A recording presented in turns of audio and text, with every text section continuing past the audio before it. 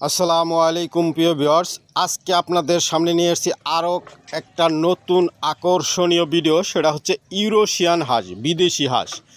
যারা ইউরোশিয়ান হাঁস এবং চোখাচোখি হাঁসের জন্য চাহিদা করেছিলেন তারা দ্রুত যোগাযোগ করবেন স্ক্রিনে দেওয়া নাম্বারে। মাশাআল্লাহ, অসাধারণ কালার, এক ইউনিক কালার, যে কালারটা এতদিন আমরা পাইনি, আজকে পাইছি। একদম অসাধারণ নতুন একটা কালার, যারা নিতে পারেন।